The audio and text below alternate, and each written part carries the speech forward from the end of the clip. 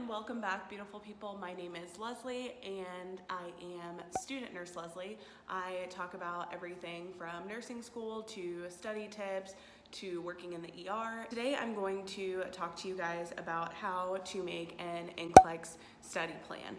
I'm going to give you step-by-step instructions, 1 to 10. I'm going to give you visual examples of all of the steps, and then I'm also going to show you how I personally lay out my NCLEX study plan, and I will be coming back to you guys every week with updates from now on. So I spent a lot of time searching YouTube, and I even made a video before this about how I was trying to figure out how to study for NCLEX. So I feel like nursing school, they give you the cut and dry textbook information on what you're going to be tested on in class. Now that I'm studying for NCLEX, I found that all of that doesn't really work for me. Well, let's just get into the video. I'm going to give you 10 steps on how to make your own NCLEX study schedule. Step number 1 is to gather all of your resources. Decide what you're going to use to study from, decide what online applications you're going to use like UWorld or Kaplan or Hearst, and then have all of those out in front of you. Ugh. Here are mine. So I am using these 2 Kaplan books that I got from Half Price Books. They were $3. I'm definitely sure they're outdated. This is the 14th edition, but it was $3. So it gave me a good outline of different content from the Kaplan perspective. What my favorite book is right now is this Saunders NCLEX examination. I have the 7th edition, which I will link down below, but they also now have an 8th edition. I have not seen that. None of my friends have the 8th edition, but if I find someone who does have the 8th edition, I will let you know what the difference is between these two. But I absolutely love this book. So I'm gonna put this down below if you guys are looking for a clear-cut, cohesive information. I read 4 pages and I felt like I learned more in those 4 pages than I did in all of nursing school. So these are the 3 books that I will be using, and then I also decided on getting the UWorld 90-day subscription. I will not be using all of the 90 days. That I think with the global pandemic, we have no idea when we're gonna take NCLEX, but my job in the ER that I will be starting in June has told us that we probably have about 6 months to take and pass NCLEX after starting as a graduate nurse. So I just completed my virtual ATI. I am waiting for my affidavit of graduation to be sent to the Board of Nursing, and then once they give me the authorization to test, I will let you guys know when my test date is. So number 1, decide on which resources. Number 2, decide if you're gonna study by subject, if you're gonna study by body system, or if you're gonna mix both of them up. So when going through the table of contents for this book and the Basics Kaplan book, I saw that they went by subject, meaning fundamentals, med surg, OB, pediatrics, stuff like that. So if you have quite a bit of time, you can go by subject, but I am personally breaking it down into subject and then breaking it down into body systems. So for example, on Tuesday, I'll study med surg, but I'll do cardio and respiratory. And then on Wednesday, I will do pediatrics and I will do cardio and respiratory for them. And then OB, I will do antepartum on Thursday. So that's how I decided to kind of lay mine out, just so I don't overwhelm myself by trying to study all of med surg in 3 days. It's not gonna work for me, and I need a couple days in between to kind of like soak in that information and review my notes before going on to the next section. So 3 is write a list. Write a list of everything you want to study and how you want to do it. So an example, what I did was I wrote out the chapters in the Saunders Basic book here. So I have written out med surg, heme onc, med surg endocrine, med surg GI, med surg respiratory, med surg cardio. So by writing out all the different sections below that subject, I was able to kind of decide how I wanted to break up each subject so I could retain information more easily. So write out a list using the resources, the table of contents, the textbook chapters, and how they divide it, and then see if you can find similarities between the two. Number 4, set the number of study days per week that you can commit to. This is not the ideal, I want to study 7 days a week for 12 hours a day. It's not going to work. So what I've done is, since I am still working, I decided that I would study a 4-hour block before work, and then I would go to work, and if I'm working a short shift, I'll review what I studied that day. So I am only studying 5 days a week max. I'm gonna give myself 1 day for catch up, and then I'm gonna give myself 1 day for completely being off, relaxing, giving my brain a total break. That goes into number 5. Set the number of hours that you can realistically study in 1 day. So if you're working like I am, I have cut down to 8-hour shifts, so I go into work more often, but for less time. So since I'm used to working for 12 hours at a time, I get up, I have my coffee, I'll study for 4 hours, and then I'll go to work. And like I said, if I have time, I'll review later. If you're only working 4 days, maybe you can do 1 full day of an 8-hour and then 4 hours every other day. So how I lay out my studying so I can get more done is actually using the Pomodoro method. So by using the Pomodoro method, you can use 30 minutes of studying, 10 minutes of break time. I use 45 minutes of studying and 15 minutes of break time, which gives me a complete hour, and I will do that cycle 4 times in order to get my 4 hours of study. Something that is also a work in progress for me personally is trying to figure out how long it will take me to get through each one of the subject and the 2 body systems, max 3, that I choose every day. Starting on Monday, what is Monday? April 20th, I'm going to do a week by week NCLEX plan your study time with me. So the first day, maybe tomorrow, I will sit down and figure out how long it takes me to get through the information of cardio, how long it takes me to get through the information of respiratory.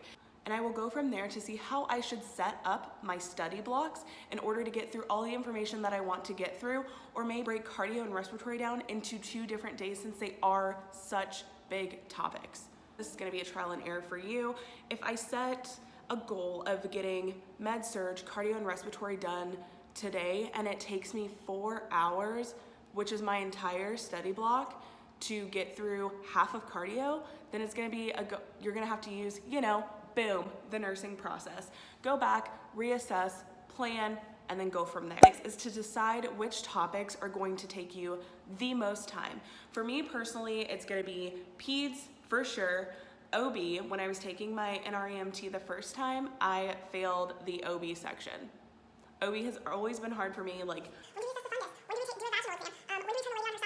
it's just, I don't know why it's so complicated for me, but pregnant women and babies, we don't mix. So my biggest topics are going to be OB, peds, and doing my practice questions. I noticed that I got a lot of dietary recommendations wrong. So a patient with Crohn's disease, what dietary recommendations do you give them to help manage their diagnosis?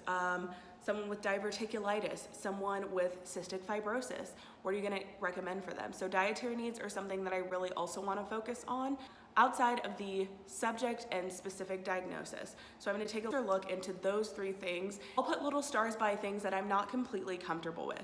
And it's also about being honest with yourself. Yes, you got it right, but did you guess? Do you really know the rationale? 7, give yourself more time for more time-consuming things. So I love taking notes. I take notes on my iPad.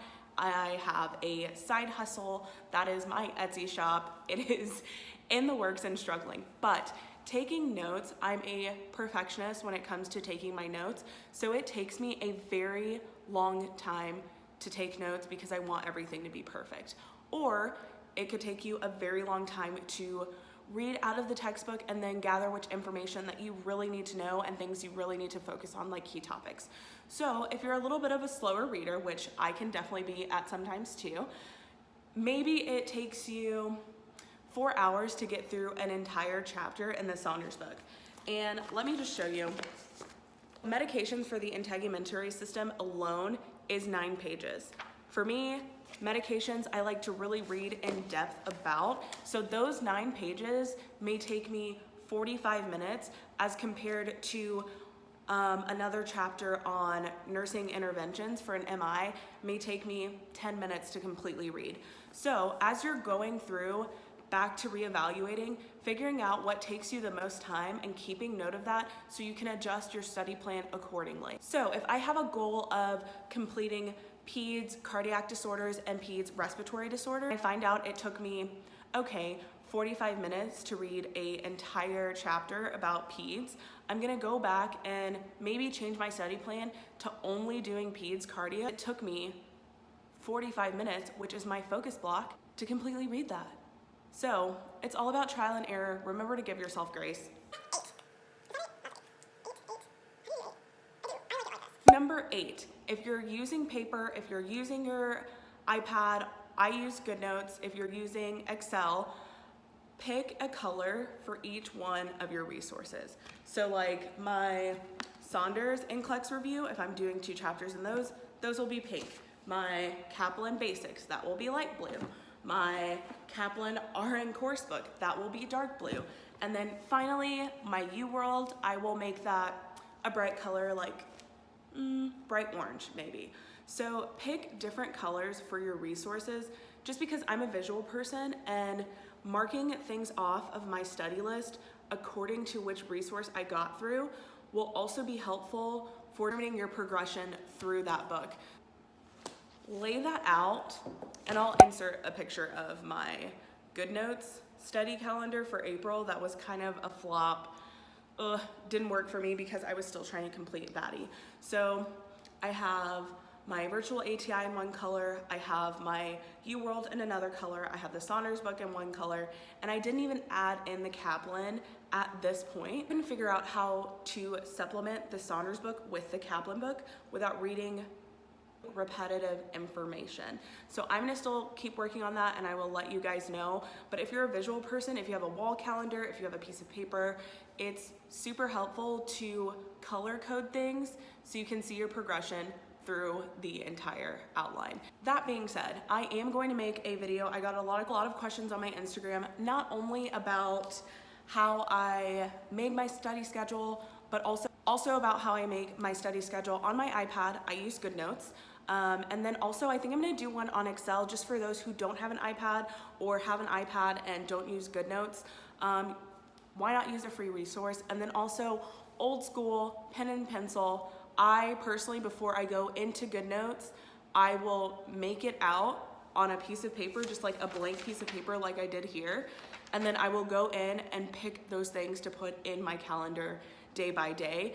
And then what I like about the digital versus the handwritten is that it's super easy to customize and to change, which I foresee happening for me a lot. Just because some days are busier than others, some days I feel more productive. If I had a hard night at work the night before, I probably won't wake up and study, but stay tuned for that. Number 9, give yourself a break day and a catch-up day. So just like when you were in school, if you went to school 5 days a week for 8 hours, are you really studying Saturday and Sunday for 8 hours also? If you do, thumbs up. That was not me. So as this progresses, I will kind of figure out what my mental capacity is for all of this information, just because also I am super anxious.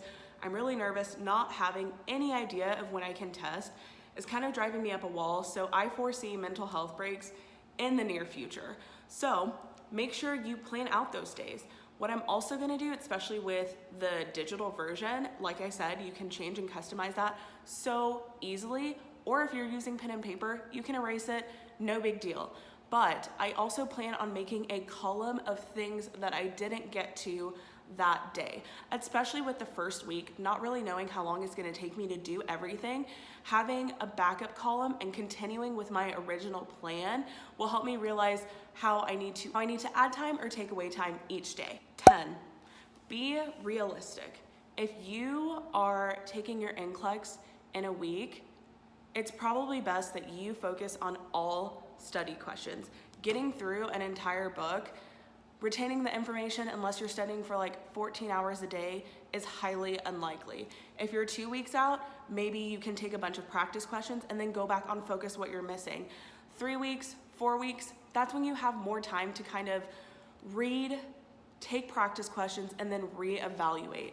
So it's hopefully by the time I get my authorization to test, that will allow me to schedule my NCLEX date. I'm hoping that I will be at least 2 weeks into my study plan, and hopefully like maybe a fourth of the way done with the information. And then once I have a set date, I can go back and edit from there. But working during this pandemic, all of the stress, even if you're not working, it's taking an emotional toll on all of us. Don't let yourself get overwhelmed and hyped up that you need to get all of this done today. No excuses, stay up all night, because the next day you'll just be super anxious to do it all over again, or at least that's me. I don't know. But anyways, let me know if this was helpful for you guys. Let me know how you're taking the approach of studying for NCLEX, and stay tuned for my next videos. I'm gonna make an entire playlist on studying for NCLEX because I have had such a hard time finding resources that work for me. So I decided to go ahead and start making this study plan before I take NCLEX instead of going back and trying to figure out how I actually studied and how I did on NCLEX. So until next time, thank you all so much for watching, and I will see you in my next video. Bye.